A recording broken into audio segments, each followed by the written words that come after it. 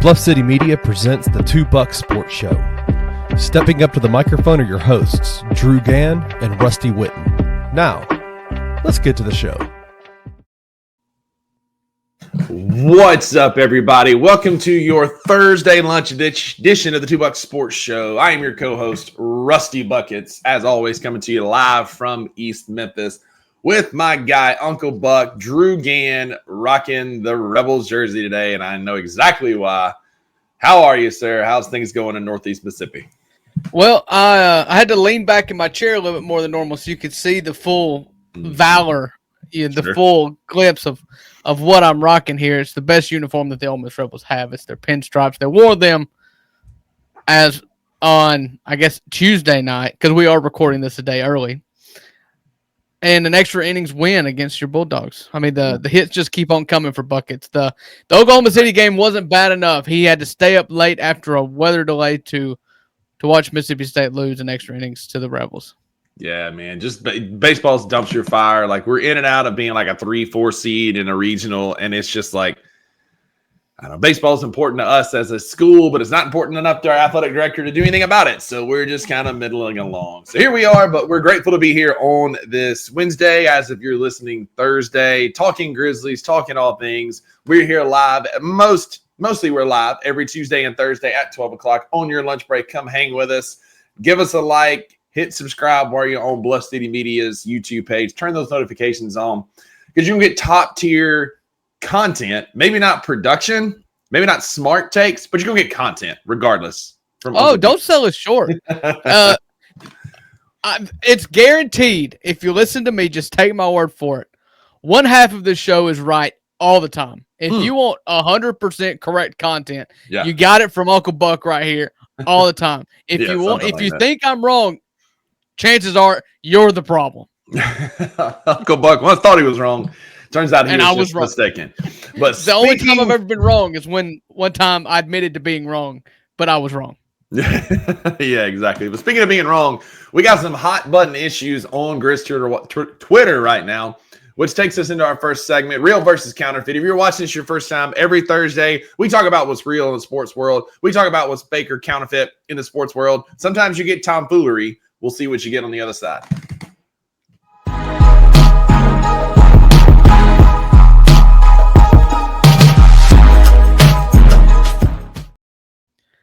Like Rusty said, this is the Two Buck Sports Show, and it is Thursday. You know what that means? Segment number 2 of the week, our second favorite segment, I guess I should say, Real versus Counterfeit. It's where typically Rusty throws me a take, and I say whether that is real or counterfeit. I have a feeling most of the takes today, Rusty, are going to be related to the Grizzlies' 19-point loss last night in Game 2 of the first round of the NBA playoffs. Yeah, we're going to get into a lot of that in our Talking Grizzlies as well. I want to look at the Grizzlies as a whole, okay? We're going to start with our front office, and we're going to work our way down. So just in order, I'm going to tell you, we're going front office, coach, big three, fringe, okay? That's the order. So formulate your thoughts. These are raw and uncut. Uncle Buck does not know what these are until I lob him up to him. So that's the order we're going in, so answer accordingly. Real or counterfeit? Zach Kleiman is resting on his Executive of the Year award from a few years ago and not eager to make any moves because of it. Real or counterfeit? The statement is counterfeit. I don't think that the reason why he is, I don't think he's just saying, "Oh, I'm good here. I've got an Executive of the Year trophy. Therefore, come at me if you must. But if you do, look here. They have been named Executive of the Year recently." Like, I don't think that's the mindset. Although I do think that Zach Kleiman has obvious flaws now, and they're being exposed in playoff basketball.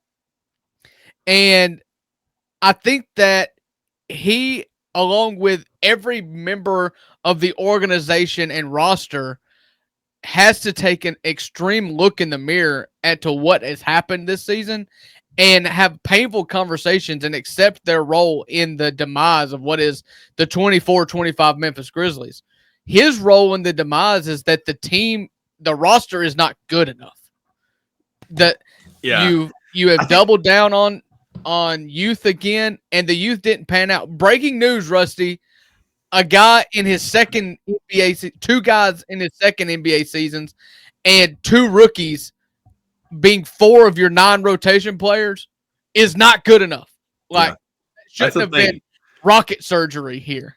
I guess some of it, maybe like the better take is like maybe Zach Kleiman that got him a little too big for his britches and feels like he can do no wrong because of what he's gotten in the past. I think. And two, a lot of this goes back. I guess we should have even started this even further back with some of our ownership. Like Para's not involved enough. We can go back for the next question if you want to. I mean, we can tie it in here. Like, I just don't know that Para is going to be involved enough to spend the money and do what it takes. You know, Zach Kleiman has clearly, his MO is homegrown. Part of that being a byproduct of being in Memphis because we've seen time and time again, free agents do not want to come here.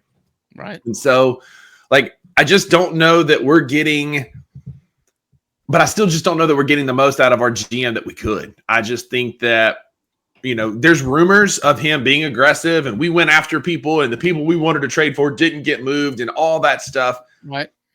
At some point, is it just GM speak, right? There's coach speech. Is there GM speech? Is that what we're hearing? At some point, you got to ask the hard questions like, is Zach Kleiman actually trying to make these moves?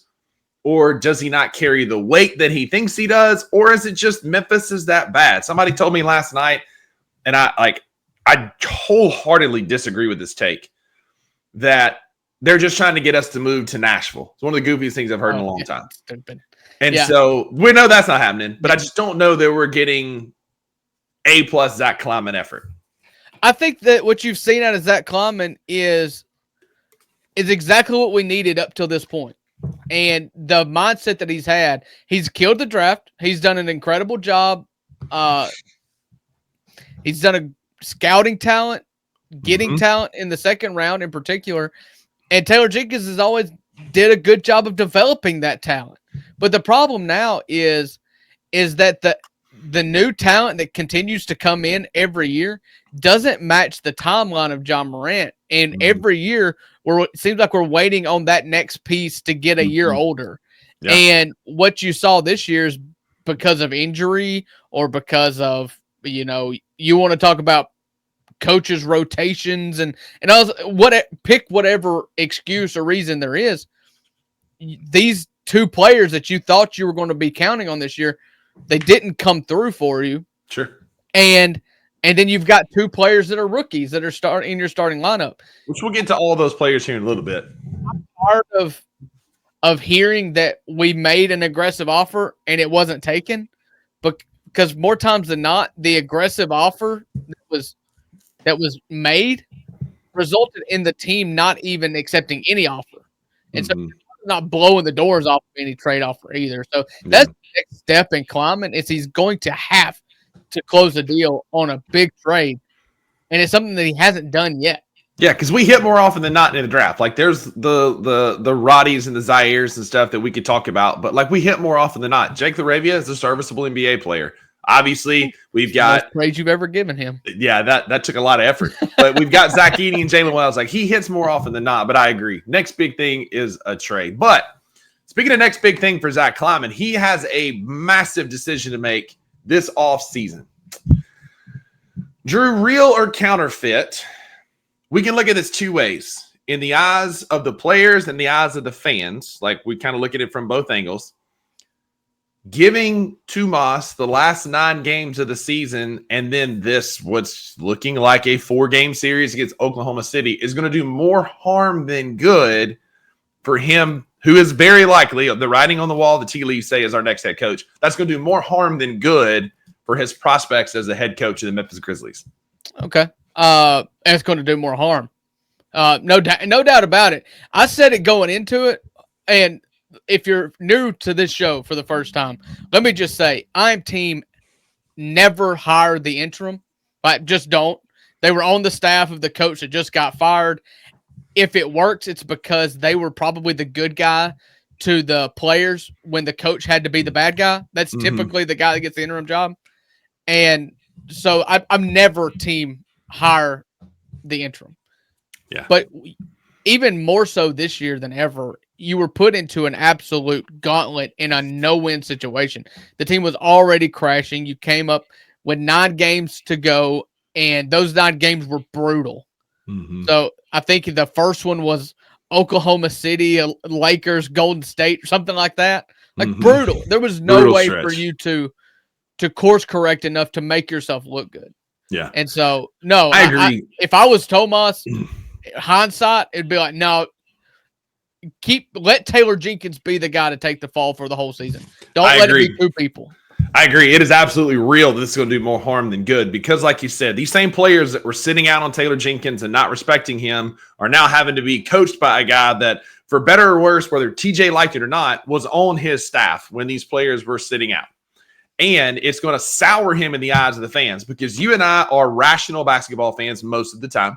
Unless you're defending Jake LaRavia or David Roddy to the ends of the earth. We're rational basketball fans most of the time. We see for what it is. A basketball player. Like Toumas has probably had 9 hours total of practice time, right? Because it was movement. We were all up and down across the country, finishing out the season, and now we're diving into a playoff series. It's 9 games plus 4, so 13 games is not enough to see what a coach truly has. But what's going to happen is we limp to the finish. We're getting blown out by a far superior basketball team. And to, some fault to Toumas because, again, anytime he draws up a play, it feels like in this series it's turned into a turnover. But to mostly being outmatched, the fans are going to sour on him, right? You see him go, we're getting blown out by Oklahoma City. We don't even look competitive. The guys look like they'd rather be back in their hotel midway through the second quarter. Right. And that's going to sour the season ticket holder in the fan base. I was at the watch party Tuesday night. Again, if y'all were there, Malik, all the guys that came out, Eliza, and her, like everybody that was there, thank y'all for being there. It was an awesome time. But I heard several people that were there that are season ticket holders saying, I don't think I'm going to buy season tickets next year. I think I want to turn mine back in, especially if this is the product we're going to get and Toumas is the coach. So there's rumblings in his fan base, Drew, that the fans are soured on Toumas already and not happy of the prospect of him being our next coach. No, I mean, and I think that's common sense. I think you just want to be able to turn over a new leaf here, to start anew. That nothing brings more enthusiasm.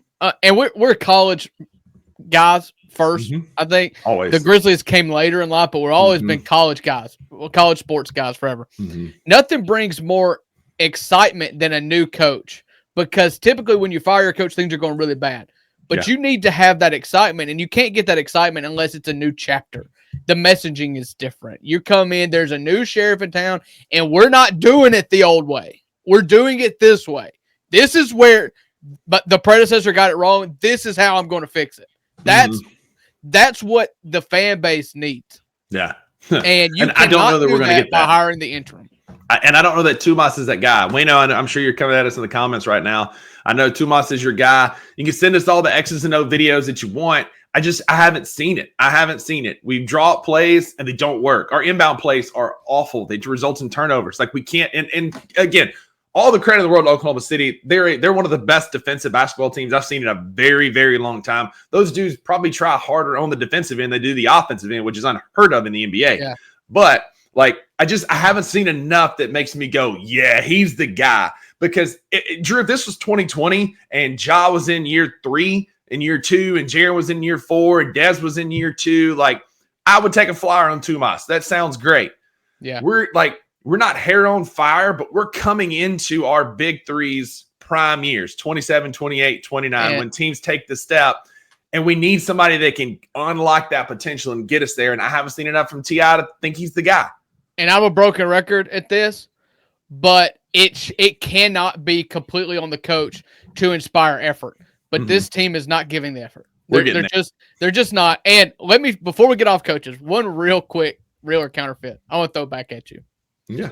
There is no one, real or counterfeit. There is no one that is getting more joy out of watching these Grizzlies games than Taylor Jenkins. That's the realest thing we've ever said on this show. He's got to feel at least this bit vindicated. Because it's not. Coaching is important, but it's not the most important.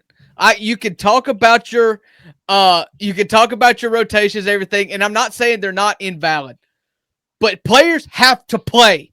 and they refuse to play hard basketball. And until they do, I will blame no coach. I don't want Toumas, but it's not because of that. Like they are not playing. You've got to get someone in. We're getting there. Toumas' only fault is that he was on that staff. Yeah. And I don't want anybody on it. Agreed, because what we've gotten so far has been Taylor Jenkins a lot. That it's Taylor Jenkins with like 2 or 3 in-game, adjustments that we just didn't see under TJ. And part of that was he was a coach. Look, he should have been fired after the Lakers series 2 years ago, but for the last year, he's been looking over his shoulder at TI, knowing that your replacement is right there. But the only thing that's changed is that John Morant decided to start playing basketball and that he started featuring Zach Edey more. That's the only thing that's changed. And I have seen him on multiple occasions take Jaren out and immediately put him back in to try and stop a run. And Taylor Jenkins would never do that. He had prescribed last night, times. In both games of the playoffs, John Morant has been on the bench as Oklahoma City has massive runs. It's just a different player.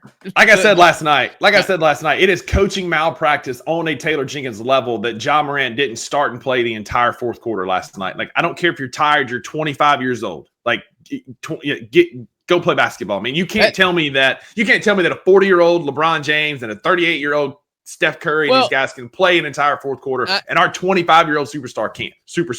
More on that in a minute. I get it. I get it. And I'm sure we can get into Ja and the big three. But next. He did play 40 of 48 minutes. Like, you can pick and choose when you get those 40 minutes better, maybe. But you can't ask him to play 46.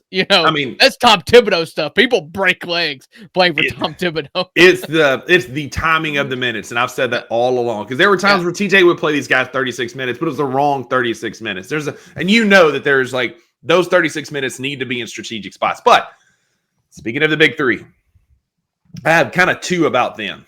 Okay. Real or counterfeit? We have the softest big three in the NBA. I mean, I can't say that that's not real. I think it's real. And it's real right now, but it's just because they don't play basketball. And and big three is such an overused term. Yeah. They're not a big three in the way that the Heatles were, with Bosh and Wade and LeBron, or with Russ, KD, and James Harden. They're not all 3 of those players are not the level of all 3 of those others. For sure. So it's kind of unfair to call them a big three, but they are the most important 3 to this team. And listen, there's lots of talk about getting vets. There's lots of talk about a coach that can command attention. And the reason why I'm saying it's real that they are soft is because in a playoff game, when you're down 0-1, you just got beat in game 1 by 51, and you're currently down by 20 in game 2. Yeah. The other team is out hustling you for rebounds. Yeah. And that's got to come from the players. I know that coaches are important or whatever, and you want to see guys like JJ Redick last night, Tuesday night, like he was chewing out Luka and LeBron. But ultimately, it's up to Luka and LeBron to respond. And our players do not respond. But like, when was the last time? But when was the last time somebody got in their face and chewed them out like that? They're professionals, and I know they don't need that. But when was the last time they had that? Taylor didn't do that. He's too busy dancing with them. Never. And T.I. hadn't done it either. And so we don't know that they won't respond to that. So I'm going to say it's real, Drew. I would take our core 4 any day of the week over this big 3 because of effort. That was the one thing you got from them, is you always got effort. That Mark, TA, and Zebo out the mud episode this week or last week that came out had me in my deep feelings. And I'm still in that because no matter what happened, we were outmatched by San Antonio multiple times, by the Thunder. We were the talent disparity was probably equal to what we're seeing in this Thunder series right now back then. But if you go back and watch it, you couldn't tell because we hustled and we our give a damn meter was a lot higher back then than what we're seeing now. You can look across the NBA and see it right now in the playoffs. You look at other teams, there's 16 teams still in the playoffs, and we're 16 out of 16 in effort, in care, and in want to. And that starts with our big 3. they are the ones they're the motor that drive this car. We're going to talk about fringe players here in a minute. And at best, we've got a V6 that's missing 2 cylinders, turns over 12 times before it starts, and backfires every time we come to a stop. Like it's struggling because our big three, like their care factor is a lot lower than I see across the NBA now, and definitely from our core 4. Yeah, body language is so bad.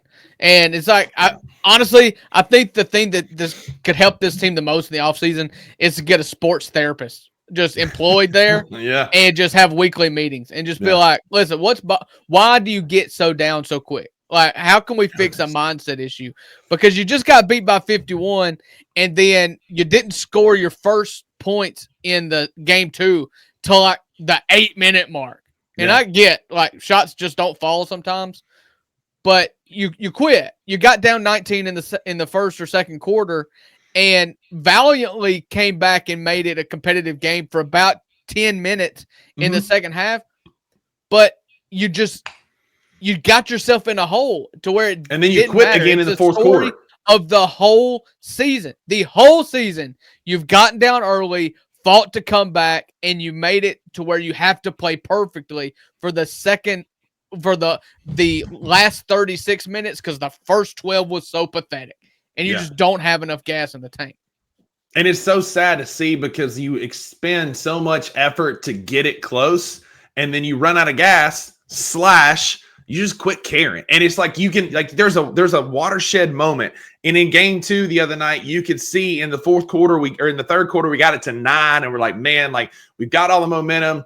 And then Oklahoma City went on like an 8-0 run to start the fourth quarter, and there was a light switch moment where you just saw everybody was like, all right, well, we're going to just go head back to the hotel and get to Memphis. It's because it's like they know what they think of it as fans. Because for us, it's like the story's written. Like we've seen this movie enough, and you work so hard to get it to 8, then they extend it to 16, and it is night time.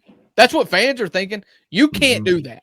Yeah, you cannot think that way, and that is so, that may be so unfair for us to say, but I mean, like we've got a plethora of data, so prove us wrong. Yeah. Prove us wrong.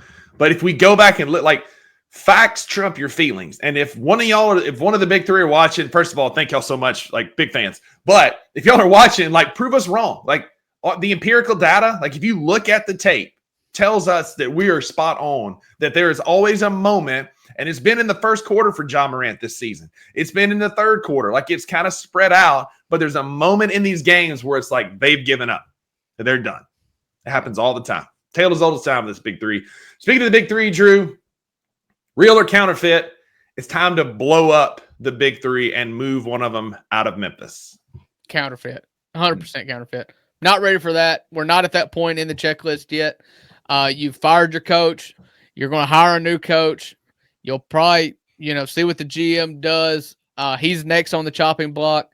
And then you get to the players. I mean, This team is good enough. You've seen it in the playoffs where this big 3 at a much younger age than they are now be good enough in playoff series. They have gone 6 games with Golden State. They've gone 6 games with the Lakers. You've seen it. The difference is it's not the coach.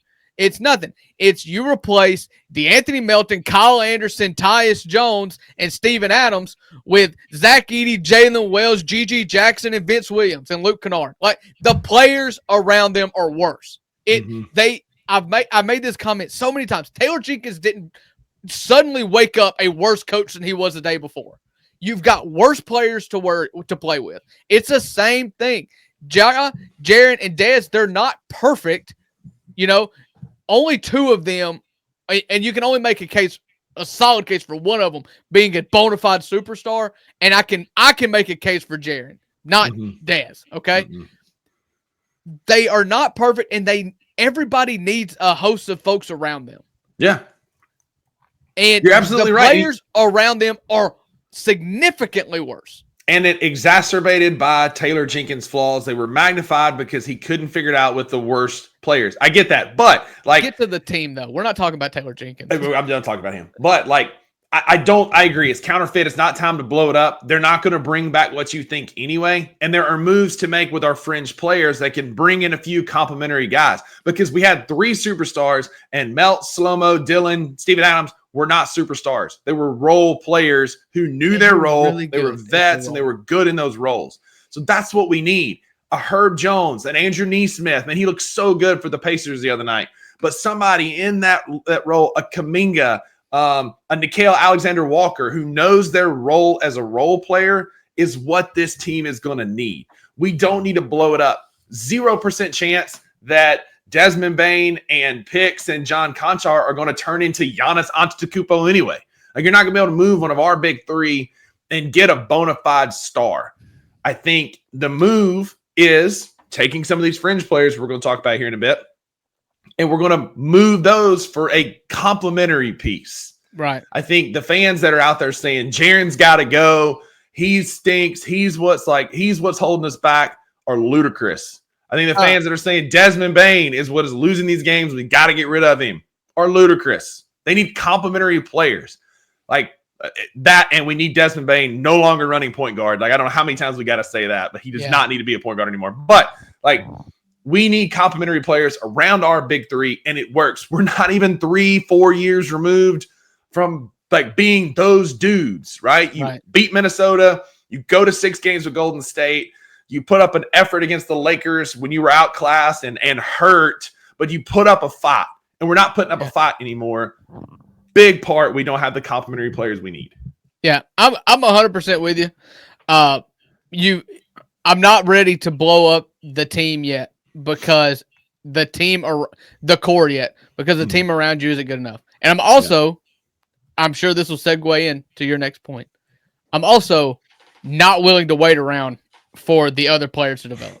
So that's kind of, it's less of a real versus counterfeit, of more of like, which would you rather do? Is it time to like really take the bull by the horns, move some of our youth to go get some complimentary wing players to win now? Or are you still on the, you know what, let's be patient, give it another season or 2 and see what we have with some of the young role players that we have? I'll put it to you this way. If you think of this as a expansion draft, you get to save what? 6 guys, 7 guys, like that? Yeah, I think you have to submit like 5 to 7 for the draft. 7. I mean, there is not any more than 3 guys that I would save off this team. I'm not win now, but I don't think any move you make on the fringes signifies a win now, all chips in, because your window is as wide as Ja, Jaren, and Dez.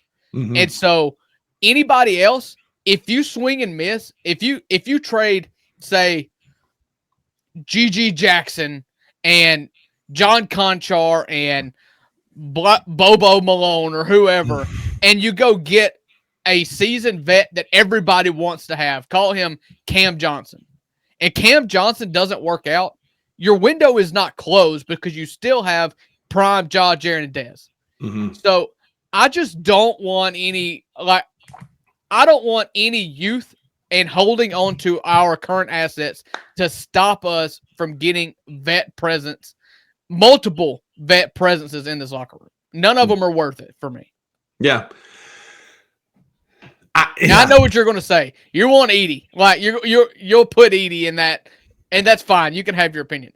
Yeah. None of them outside of the big 3 are off the table for me. So for me, like, I think there is some youth there that I'd like to see. For me, there's 6 players I'd keep. There are 6 players I would keep, and the rest can kick rocks for all I care about. It's our big 3, and then Jalen, Edey, and Gigi. Vince can go. I love BC. He can go. I think that there's a role on this team for Marvin Bagley, but for the right price, Marvin Bagley can absolutely go. Like, I think that if you could turn, and because here's the thing, like, Gigi has the tools. The problem with your argument is you just saved the 3 young players that could provide you any asset. Nobody wants players 7 through 12. Like, you were taking away, you were keeping your draft assets or your trade assets again. And then you're using your draft assets is what my point is going to be. After this season, we own all of our picks going forward. The last thing this team needs is more young players and draft picks. Teams like Phoenix and Brooklyn and these teams that are desperate for draft picks that have good players are going to lean more on that. Mikal Bridges fetched 5 first-round draft picks. So, I mean, like, not saying that we need to go get 5 for Cam Johnson or whatever, but if it takes 4 and then a couple of players, that's where I'm at. I want to keep the young players that we have. Don't give me any more. Like, take the draft picks, pair them with the guys. Yes, I understand that Vince and Conchar and Santi and Luke, he wasn't shooting with the Clippers before he came here, and he sure as shooting ain't shooting now. But, like, I get that those players aren't as enticing as the 3 I'm keeping outside of our big 3, but with enough draft capital, they can be. Yeah, so my problem with that is that if you send out 5 first-round picks or 4 or 3 first-round picks for anything, you are mortgaging lots of your future because you cannot get it wrong at that point. I'm good with that because we hit more in the second round. If we're moving first-round picks, that's fine because we're still like Gigi wasn't supposed to be a first-round pick till next year, right? Like we've got there's so many young players we already have. I don't need any more. And if that can turn it into a Cam Johnson or somebody who's a proven entity, that's going to take over for those development guys. And then you've still got second-round picks that Climate has hit on pretty well that we can still bring in some of those fringe guys. But again, it's really hard to bank on second-round pick success, though. I know I'm not saying we do that forever, but 3 first-round picks to get a Cam Johnson, to get that's not going to be enough for a Kevin Durant, but to get like a Cam Johnson tier type player to me is worth it because of the young talent we already have. We don't need any more. Yeah, I'm out. I'm cool with keeping Gigi. I think of all of them, he's got the most upside. And so, I mean, like if that's the line that Connor wants to draw, then okay, I'll stand by that and see the validity of it. Mm-hmm. But you're getting into really dangerous territory if you're saying this team is fine, and then we're going to trade away a lot of future assets for a star. When you've seen cases, because you just mentioned 2 teams in particular, Brooklyn and Phoenix. The reason why they don't have first-round picks and they are stuck is because they traded them all away for Kevin Durant. Mm-hmm. And so you put yourself in position to be in the same spot if you trade away all of your draft if it doesn't work out. But Drew, what is the main complaint that we have as fans that you and I have been talking about this? We're too young. We have too much youth. Right. So you keep some of it, you get a veteran player, and then if you miss 2 or 3 draft cycles, but it gets you Cam Johnson, okay. Yeah. I see what you're saying. I'm just I'm ready to consolidate and not wait, Yeah. And like I said, I'll hear you on G.G. Jackson, but you can't. If Jalen Wells is in a trade, he's the one that's been the best for us this year. Mm-hmm. He's going to finish probably second in Rookie of the Year. If Jalen Wells is in a trade that gets me John Collins, I'm not going to miss Jalen Wells. If Zach Edey is in a trade that nets me John Collins or Cam Johnson or a big that fits John Morant more, you're not going to hear me question it one bit. I would rather get off a young project that's 2 to 3 to 4 years away from being at his peak for somebody right now. I'd be Zach Edey is going to be Zach Edey is going to be the interesting one to watch. I don't think that we're going to be quick to trade Zach Edey, but he fits Toumas' system. Is he going to fit a Mike Brown or a Mike Malone or another system? He doesn't. I'm saying. I'm just curious, what that's going to look like. I think that's very head coach dependent, but Zach Edey would be one to watch, and I'm very pro Zach Edey. I think he's going to be great. I think for me, feet to the fire, you can only protect 4 dudes, 5 dudes. You can't you gotta eliminate one. I would hear trades for Zach Edey. I would. And I love that. I'm very pro. I'm very pro Zach Edey, and that doesn't mean I'm not. But I would hear trades for him to protect Gigi and Jalen. Yeah, I would. Because Jalen's going to be that 3-and-D guy. His shot is too smooth. He was durable until KJ Simpson took his legs out. I think we've got something really special in Jalen Wells. Yeah. I'm with you on Jalen. I'm with you on Gigi. Zach would be my first one out, just because I've yet to see how he fits well with Ja. And he's just always going to be a liability defense in playoffs, and playoffs is what matters. He moves better than you think he does if you truly watch him play. He but doesn't he's also, against the Thunder. Or he does move well against the Thunder. Good God. But I mean, this is your competition, Rusty. Yeah, fair. This is your competition. This is where we got to get. This is the bar. We're seeing the bar right now. Up close and personal every night, and we got 2 more of them. Yeah. And I'll be in the building on Saturday for the last game of the season. Frederick Weiss and Oklahoma City is Vince Carter, and we're getting teabagged over and over. This is what you've got to fix. I get to see the bar on Saturday live in the FedEx Forum. I'll be there for that game. Oh. But, Drew, that's enough. Real versus counterfeit. Let's talk about the Grizzlies. We start wrapping this thing up before we get to some NFL drafts.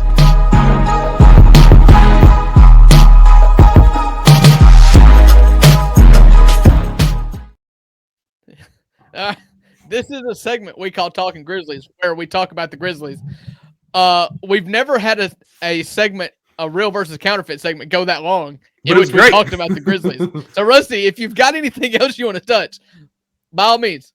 So that was more like big picture, evergreen, like looking at the Grizzlies as a whole. This segment, we're going to talk about the 2025 NBA playoffs. And, Drew, it's not going well. You know, like you said, we're seeing the bar, and it is running up and down the court on us to the tune of a 51-point loss and a 19-point loss. Law of averages, that's a whole lot better. Like, we're trending in a better direction. We still got a long way we got to go if we're going to be any type of competitive in this series. But I do think what we saw in moments, like we talked heavily about the team quitting in game 2, and they absolutely did. But there were moments where we were, like, getting at it. Like, there was a light bulb moment in the third quarter where it's like Jaren's being guarded by a 6'5" forward. Let's give him the ball. And it turned into, like, 4 straight buckets for Jaren. There were some competitive things that I've seen where, like, the guys have tried, but then it's just like they're like, well, it's just too much. Like, we're done. We're gonna tap out. And so I don't love the effort that I've seen there. But game 2 again was a lot more competitive. Any big picture takeaways from game 2 as we head into game 3 tonight, as of you're listening? Yeah, so possibly. Listen, I said going in on Tuesday's show, like, what can be done to make me feel not miserable for watching game 3. Not even good, just not miserable. Right. And I feel like I saw enough in that second half to give me, like, this much hope. You know what I'm saying? Like, to say that because any lower seed, your best chance of winning a game is your first home game. And that's what we're going to get tonight when we play Oklahoma City. And in the second half, you saw the Grizzlies basically play them to even. And you saw Jaren Jackson Jr. kind of have a light bulb moment. And you saw Desmond Bane play pretty good. The big 3 played pretty good Tuesday night. Tuesday night. And so if you're just kind of hoping that the big 3 can keep it rolling and that role players play better at home, then yeah, I think you've got a little bit of hope. But it is just a little bit. And they did the bare minimum to make me going into the game tonight feel maybe we have a chance. So, And that's all I want. I mean, let's be honest. I think this is going to be a sweep. I said it going into it. So just don't let it be disgusting and give me an ounce of hope. Yeah, there you go. This is the game. Game 3 is the one where the home team, even when they're completely outclassed, where the lower seed, game 3 is the one where they can kind of steal one. Game 4, if it gets to game 4, it's 3-0. You've lost by double digits every time. Like, they're absolutely going to pack it in. But tonight's the night. If you're going to steal one, tonight's the night to do it. You found some recipes for success. Get Jared involved in the post. That helped in the third quarter. Let Ja be Ja. That helped in the third quarter. I think outside of that, like, our bench players just don't match up well. Scotty is trying his damnedest, but he's just too small and just can't. He gets lost on defense in this series. It was great against Dallas. It ain't working against the Thunder, who have a ton of size. Santi Aldama continues to be a revolving door on defense. He's so bad. He's so bad defensively. And whatever glimmer he gives you offensively, it ain't enough to outweigh the Matador defense that he plays. Like, it's wild how bad that man is on defense to be 7 foot and athletic. Yeah, it's effort. It's effort with Santi, because him more than anybody I've seen get beat to obvious defensive rebounds. Because like the one famous shot from Tuesday night is the Caruso wing 3 from the left side, in which the ball bounces, goes over Santi's head, bounces in front of him, and Isaiah Joe just runs around him and grabs the ball, runs directly out to where Caruso was standing and makes a 3. Santi doesn't see him coming, doesn't get the rebound, and then doesn't contest the 3. Yep. Like, it's just effort, man. It's effort. Yeah. And what's going to be disgusting is that he's going to be our all-season acquisition that Zach Kleiman's going to taunt in our face of saying, look, we got a pickup. We picked up Santi Aldama. And, like, the defensive effort has just been so abysmal in this series from those guys. It's going to take a perfect big 3 night where they're going to have to carry the water. They're going to have to get 30 apiece, play 40 minutes, and just hope you can get a little bit out of Zach, like a 10-10 out of Zach Edey, and then Pip hits a couple of threes. But, like, God bless Scottie Pippen Jr. Like, you talk about somebody who's lost all their confidence. Like, he, like, several times in game 2, Drew, he would get to the front of the rim for an obvious layup and then look to pass or run out. And the TNT broadcast is what I was watching at Ghost River, which was an awesome time for our watch party. But, like, they were even saying, like, Pippen's lost all confidence because he gets there and he knows that Chet's somewhere, Hartenstein's somewhere, you got big Jalen Williams somewhere, you got all this size around you, and instead of trying to make a play, he panics and dribbles out or passes out. We gave up probably a dozen layups at the rim that we could have had looking for that extra pass or trying to be a little bit too cute, and that needs to stop. Like, our role players are outclassed, but we're also beating ourselves through poor effort, like you said, from Santi Aldama, and Scottie Pippen Jr. trying to do a little bit too much. Like, yeah, so Scottie has back and let our big 3 do what they need to do. Scottie's had a rough go offensively, but I don't want to dog him too much without praising him a little bit for the effort he's put in on SGA. SGA, he's got his points. Like, he's always going to get his points, but in game 1, he had a rough game. He had 15 points. He shot only 7 free throws, and he was 4 of 13 from the field, 1 of 7 from 3. Yeah. In game 2, SGA scored 27 points. He was 10 of 29 from the field, 3 of 10 from 3, and only shot 4 free throws. That is largely in a contribution from Scottie Pippen Jr. He's been really good. He's been really pesky, and he's had to put a ton of effort into guarding SGA. And if the trade-off of that is a sloppy performance offensively, I think it's a trade you have to make. He's not an answer here. Like, again, if we're talking about Scottie Pippen Jr. and Santi Aldama, then it hasn't gone well for us. Yeah. But I should have prefaced it with, I appreciate the defensive effort for sure. I more or less just wish he had a better plan with the basketball. Scottie and Ja both have been bad about this all year. Scottie worse than Ja, though, doesn't think about what he's going to do with the basketball until he's already left his feet under the goal. And then he's looking for options. Do I shoot? Do I pass? At this point, do I bounce it off somebody? Like, what do I got to do to do something? He just too often doesn't have a plan offensively. Now, I don't mind him taking threes and middies and floaters. They're great. But it's just like when he drives through the basket, more often than not, he doesn't think of a plan until he's already jumped. Yeah. And I just need him to like pre-plan just a little bit. That's a direct reflection on his role model, which is Ja Morant. And Ja may be the only guy that can do that. And you live with it. Not you, Scotty. I said Sconty. We're just going to mesh them together. If you meshed Scottie Pippen in Santi's body, I mean, you're talking a lottery pick. Yeah, I mean, you talk about defensive effort and golly and size. I want Sconty. Come on. All Pippen. Just put Scotty in Santi's frame and we're happy. Yeah. Give me Sconty. I agree. I just want to see some competitiveness tonight. I just want to see the guys like give a crap for 4 quarters, right? It's sad that we're saying this. I know. Again. Like as Chris Hyman, shout out Chris and No Bluffing Show. Check out the other great shows on this network. There's some really talented guys on Bluff Cities Network. While you're here after the show, obviously look around, check them out. No Bluffing. Like Chris said the other day, I was talking about Jaren getting more than 5 rebounds in a game. He was like, bar so low, it's in hell. And that's where we're at. Like we just want effort for 4 quarters. That's all we're asking for. Yeah. I mean, it's true. And it's the biggest indictment on this team all year. So it's the biggest indictment on coaches. It's the biggest indictment on players. There's just no, Grizz culture was a thing we were talking about going into this season, and our culture was almost the whole strength in numbers thing.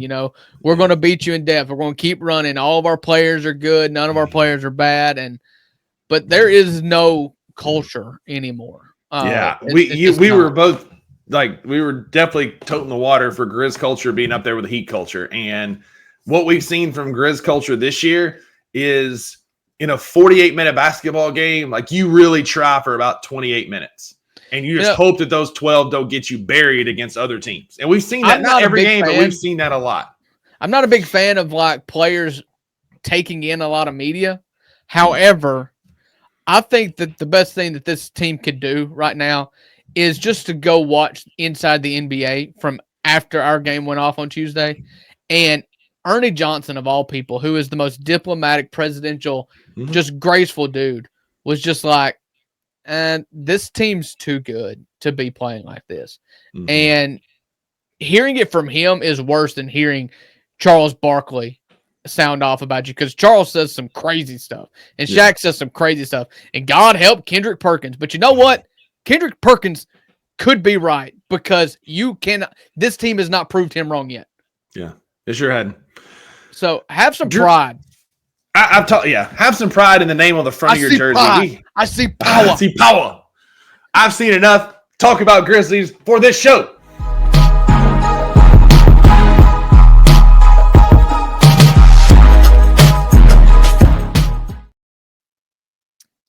All right.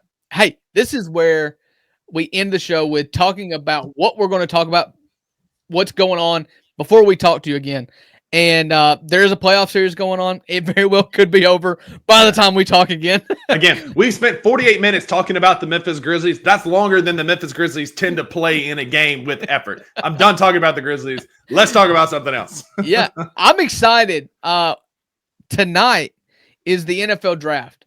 And I'm really excited about this. The NFL is something that I have the most pleasure in watching, because I don't have to really talk about it. I just enjoy it as a fan. I'm not looking for talking points.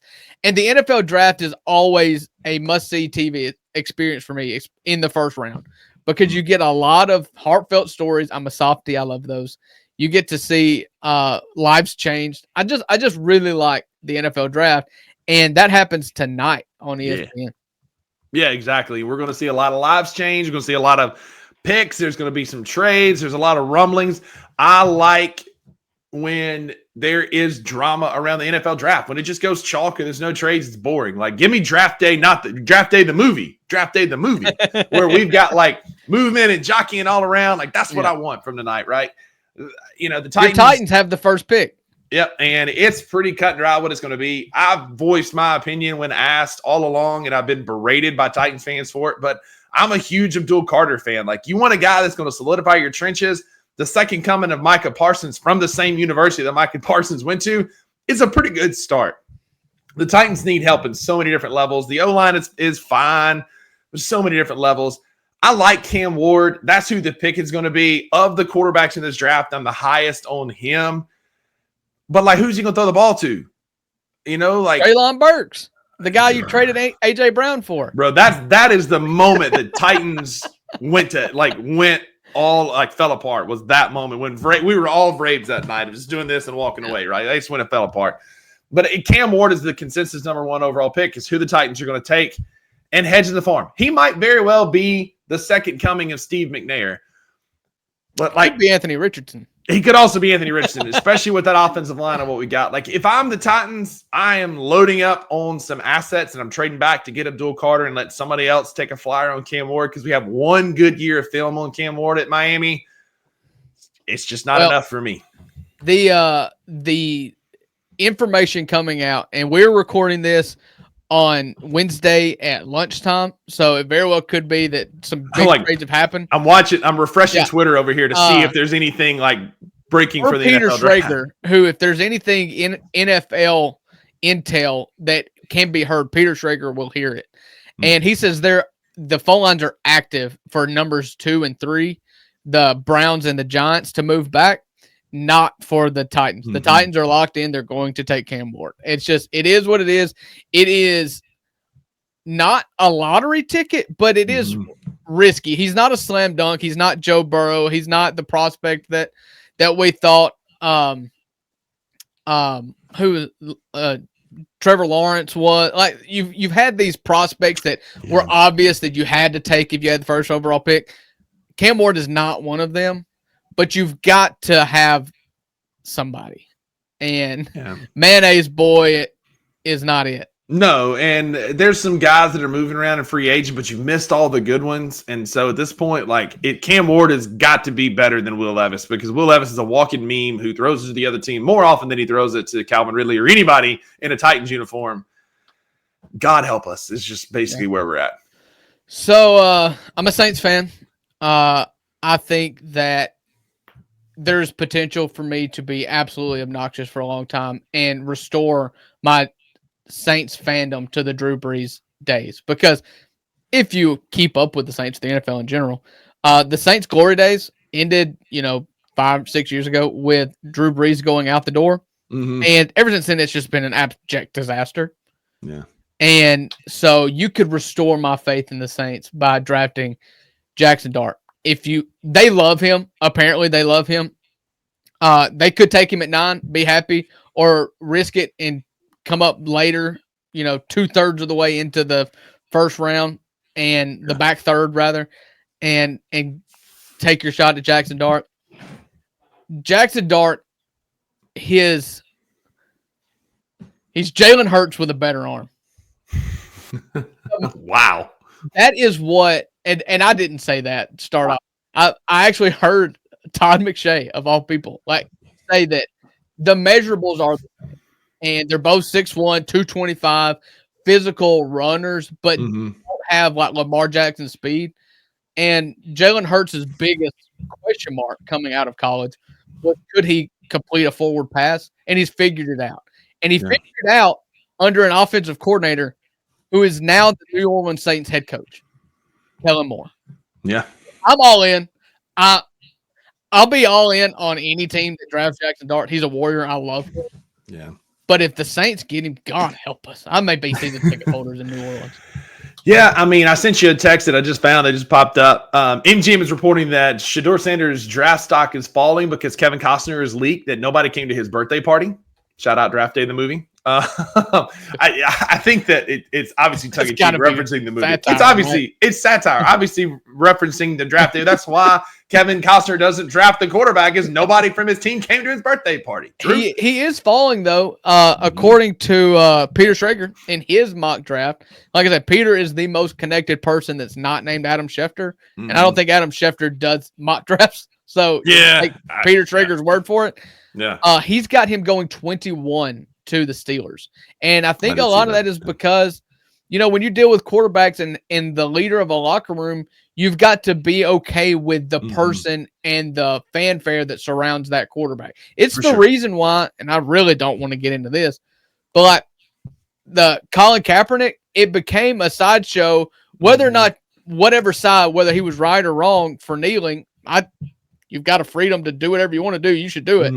But it became the sideshow that kept him from getting jobs, in my opinion. I agree. That's what you're dealing with Shedeur. Are you cool with Dion being in your building? Yeah. Are you cool with that aspect of, is he good enough to be okay with the things antics that come with him? The sideshow that comes with it. I don't know. If anybody can handle it, it's Mike Tomlin. Yeah, no doubt. We talked about Abdul Carter. We've talked about Jackson Dart, Cam Ward. Who's your guy? Do you have a guy that you're looking that's man, that this is a guy that I think is going to be good next year? Oh, good grief. I know, putting you on the spot. I've got mine. There's not really any. You look at the dynamic guys like Abdul Carter. I love him, but the people who really win and lose in drafts are the ones that make the unsexy picks, the offensive tackles, and I'm just not as up to date with them. But those are always the unsexy picks that always make or break a draft. Yeah. And when you look at the wide receiver class is not as good, And the running back class, Ashton Genty, could very well be in this conversation. And I don't think there's a quarterback that you just would put into that category either. Mm-hmm. So I would probably default to like your best edge rusher or tackle if you're unsure of a position, like if your positional needs are open. I'd probably just go with that. Yeah. I'm gonna take a stance on a couple of guys. I think that like Walter Nolan is one to name to watch. I think he's going to be a good NFL player. He's got size, but like talking skill positions, the two that I'm looking for that'll be good next year and might surprise people how high they go. Tyler Warren, the tight end from Penn State, is Dallas Clark.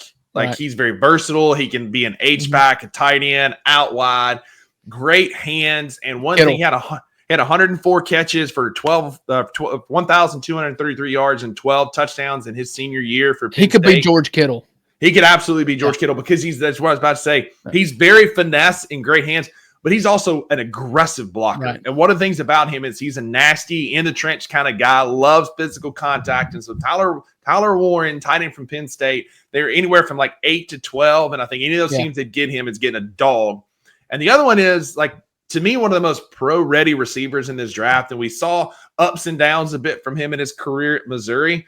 But Luther Burden is climbing up draft boards. Like he was like a third round, second round. Now they've got him going like kind of late first round. The one I'm looking at has him going to the Broncos at 20th. And I know Chris Ingram would love that. The No Bluff in the show.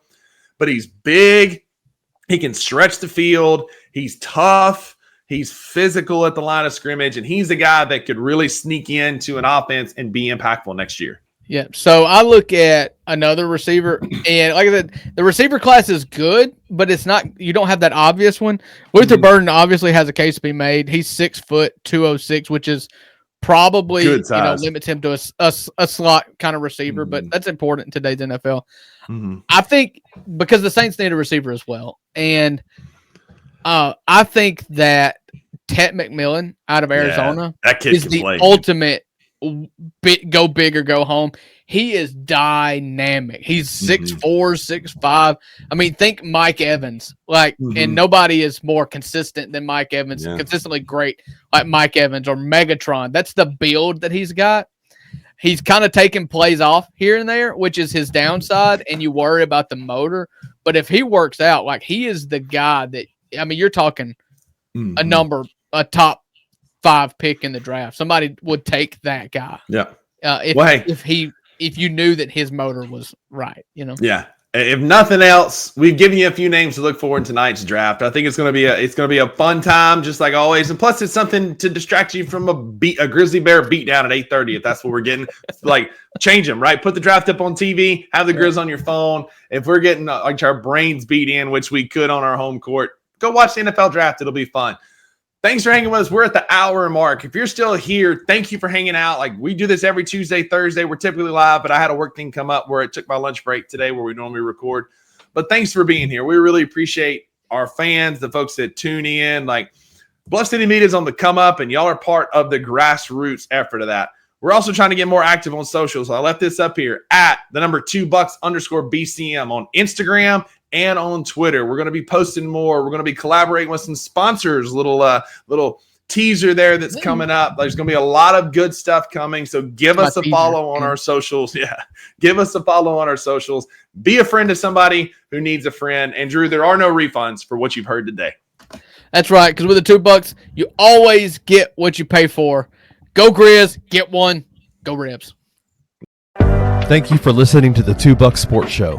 If you enjoyed this episode, leave a rating and a review wherever you download your podcasts. Also, like and subscribe to Bluff City Media's YouTube page. For comprehensive coverage of all things Memphis sports, head over to www.bluffcitymedia.co and find out how you can become an insider. We will see you back here next time.